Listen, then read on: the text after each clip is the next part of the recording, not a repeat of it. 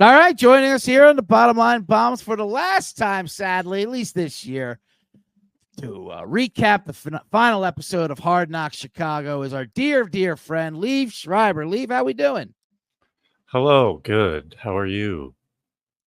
Good and sad, of course. Here it was a great season of Hard Knocks. Love having you on here, but sorry that it's the last episode. But quite a good one, quite a great one.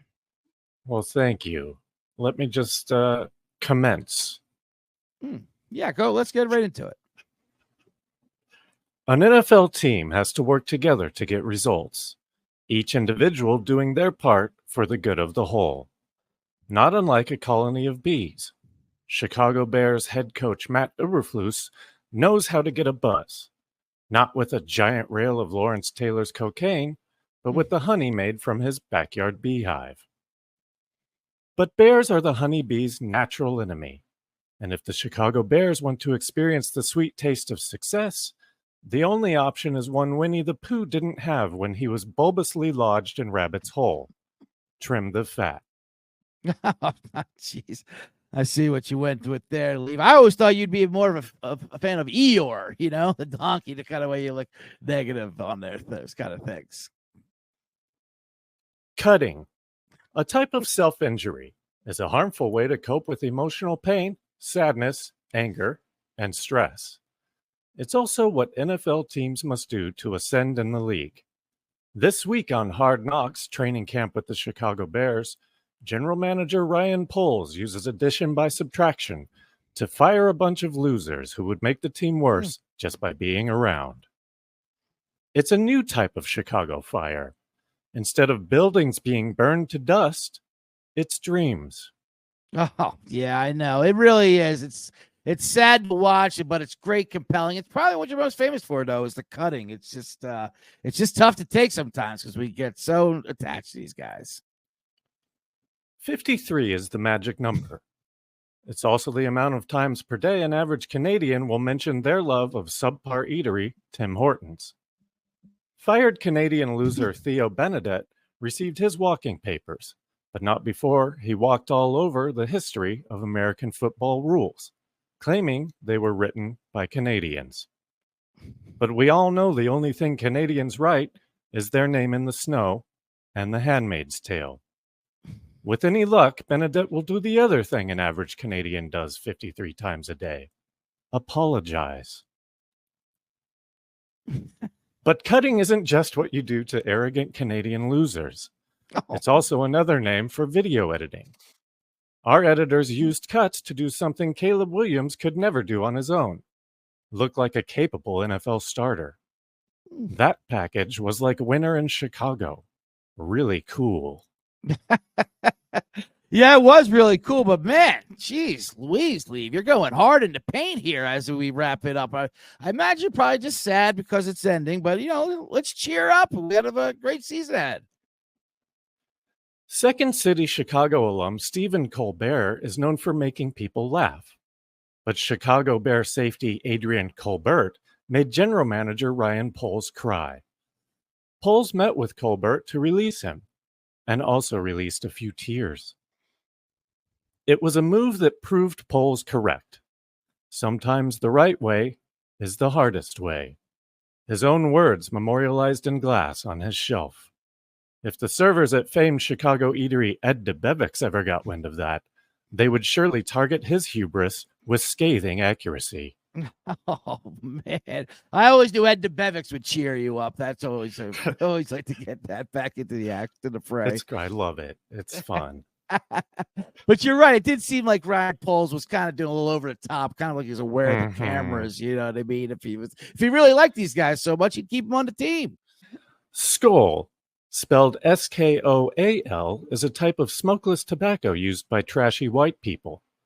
To spell the Minnesota Vikings chant "Skull," just look to a Minneapolis public school report card. No A. Quarterback, does that track? Is everyone with me? Yeah, I'm sure. I guess they can be dumb. Why not?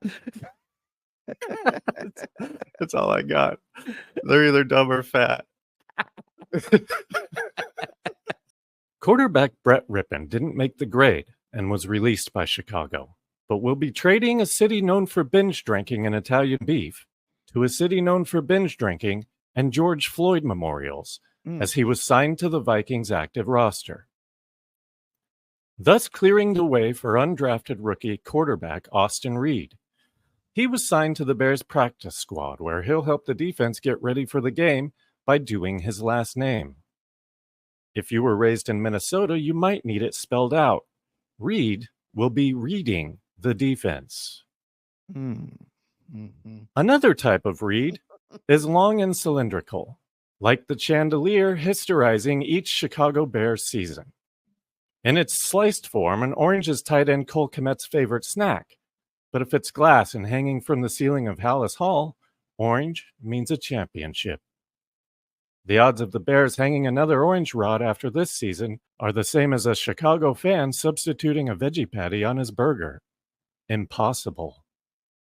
Oh, Remember we were working on that last week? Right, yeah, we worked on that last week, and you pulled it back together, Leav. That was great. There. I mean, yes, they do have some hope there in the future. You even said it, kind of wrapped it up. You said we have something to believe in now. Believe. Because of the bees? Not because of Leave. Oh. That's you. I thought you were calling back to the bees. Remember, I mentioned it was bees? a call back in a pot. You know what? That's on me. I was trying to do your job for you. I just had so much fun with the thing. Yeah, no, that's good. It's just it's spelling joke, and those don't really go over well, as we learned earlier. And we did, but yeah, luckily we mail out the scripts though, and it's funnier in 6 months when people get the hard copy of what we do here. I get if you would like a transcription of this program. Yes, here's a P.O. box you can mail to. It goes to the Library of Congress. The bean is a nickname Chicago residents cleverly gave to the mirrored bean-shaped structure in Chicago's Millennium Park. Its real name is Cloudgate, and it's a reflective window into the soul of Chicago. Let's hope that when it comes to the position of quarterback, the Bears don't have to be reflective anytime soon. And I'd just like to say, CJ, thank you for having me. Oh. Like an elusive win in notable eyesore Soldier Field, this has been a lot of fun.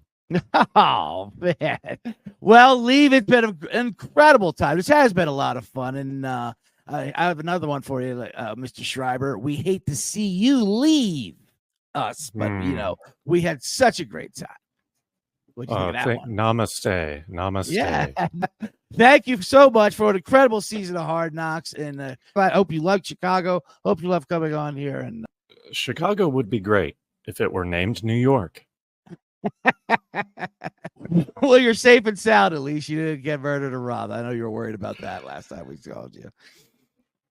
I got alcohol poisoning. The bars just don't close. It's weird. Yeah, they kind of get after it. Hopefully we'll have a great season. We'll get to see you again next time there's another episode. It seems like you guys do a Hard Knocks for everything nowadays. Ooh, yeah, in season and off season. Right. All the seasons. Yeah, all the seasons. Front office season, post. mid-season. Ooh, what about post? Hang on, I got a post season with the Chicago Bears. Yeah, in this Hard Knocks post season with the Denver Broncos. Right? They'll be there. Yeah, well, I don't know if that's going to happen, but you could always, as I like to say, believe. Thank you.